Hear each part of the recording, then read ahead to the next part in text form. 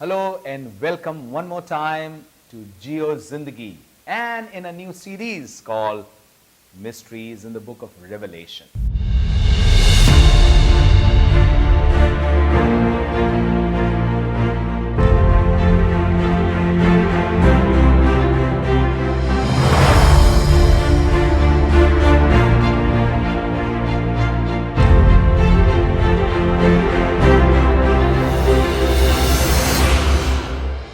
सात कलीसियाओं और उनको दिए गए प्रभु यीशु मसीह के संदेश पर आधारित है।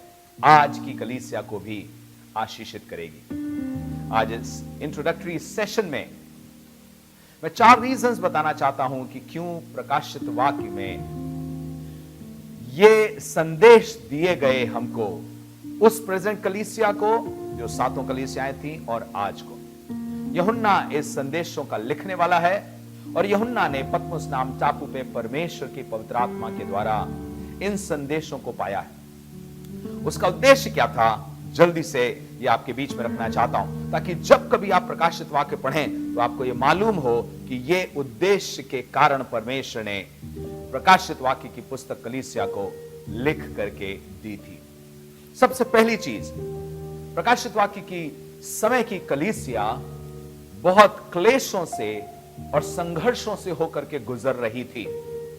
अभी जिस दशा से होकर के गुजरे थे, नीरो का अत्याचार इन्होंने देखा था, प्लस कहा जाता है कि डोमिनिशियन का अत्याचार भी देखा था और आने वाले समय में डायोक्लिशियन नाम के एक राजा के बहुत अत्याचार को भी देखेंगे और उसके बाद परमेश्वर का राज अद्भुत रीति से फैलेगा और मसीहत को स्वतंत्रता मिलेगी कि फैले और बहुत से लोग ग्रहण किए जाएं।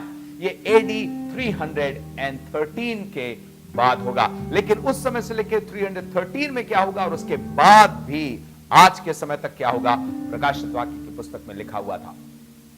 नंबर 1, ये इसका उद्देश्य था प्रकाशित वाक्य की पुस्तक का कि जो सताई जा रही कलीसिया है, जो सेवक प्रभु यीशु मसीह के नाम की सेवा कर रहे हैं और दुख उठा रहे हैं, उनके लिए एक आशा की किरण हो कि आने वाले समय में परमेश्वर ने तुम्हारे लिए ये योजनाएं बना के रखी हैं। मैं पढ़ रहा हूं प्रकाशित वाक्य पहला अध्याय, उसके पहले और 9वें पद को।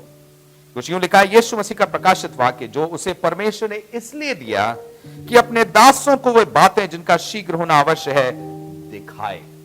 सो द पर्पस वाज कि मैं आने वाले समय की चीजों के लिए तुम्हें तैयार करूं, मैं तुम्हें दिखा दूं कि जिस परिस्थिति से होकर के जा रहे हो इसमें तुम हिम्मत बांध सको। 9वें पद में यूहन्ना कहता है, मैं यूहन्ना जो तुम्हारा भाई और प्रभु यीशु मसीह के क्लेश और राज और धीरज में तुम्हारा सहभागी हूं।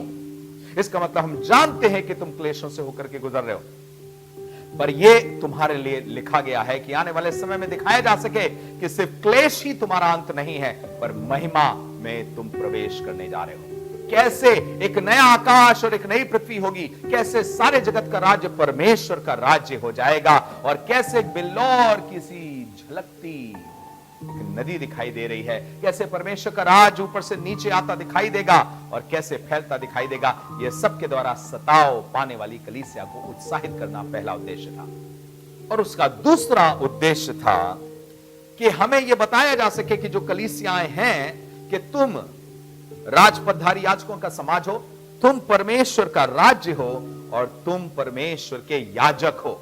तुम्हारी एक रिस्पॉन्सिबिलिटी है। इसीलिए 7 कलीसियाओं को जो चिट्ठी लिखी गई, उनको उनकी गलतियां बताई गई, उनकी खामियां बताई गई, पर उनको एक संदेश भी दिया गया, अभी भी मौका है कि तुम अपनी जिम्मेदारी को अच्छी तरह से पूरा कर सकते हो। उन 7 कलीसियाओं में से 6 की कुछ कमियां भी थी बताई गई और 7वें में कोई कमी नहीं थी, उसकी अच्छाइयों के बारे में बताया जा रहा था। पर कुल मिलाके के परमेश्वर ये बता रहा मांग रहा था कि तुम्हारी एक सेवा है, उसको पूरा करो। जब हम प्रकाशित वाक्य उसके पहले अध्याय उसके 6ठे पद को पढ़ते हैं तो कुछ यूं लिखा है, और हमें एक राज्य और अपने पिता परमेश्वर के लिए याजक भी बना दिया है। परमेश्वर ने हमें जो सेवा दी है, हमें एक याजक बना दिया है। याजक का काम क्या होता था?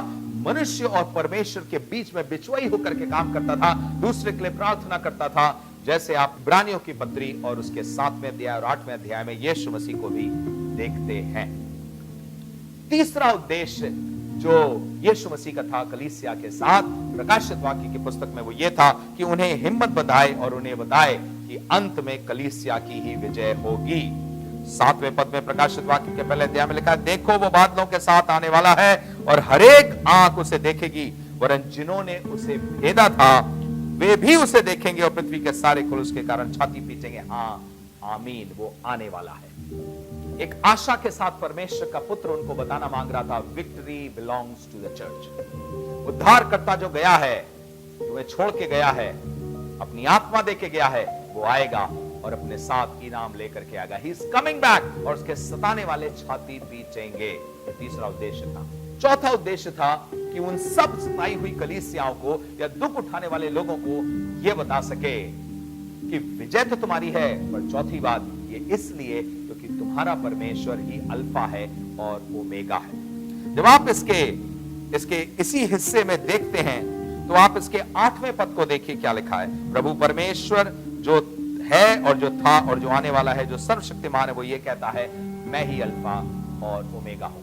आगे भी आपको दिखाई देगा कैसे परमेश्वर सर्वशक्तिमान है, कैसे परमेश्वर अल्फा है और ओमेगा है, था, है और आने वाला है। इसका मतलब है मैंने इतिहास में काम किया है, मैं आज भी काम कर रहा हूं और मैं आने वाले समय में भी अद्भुत काम को कलीसिया के लिए करूंगा। इतिहास जब हम पढ़ते हैं तो परमेश्वर की महानता को देखते हैं, आज हम देखते हैं तो परमेश्वर के काम करने की महानता को देखते हैं, और भविष्य में भी कलीसिया परमेश्वर की महानता को देखेगी। ये 4 उद्देश्य के कारण प्रकाशित वाक्य की पुस्तक लिखी गई थी, ताकि अपने दासों को बता सके कि भविष्य तुम्हारे लिए अंधेरा नहीं पर उज्जवल है। God bless you. परमेश्वर आपको आशीष दे।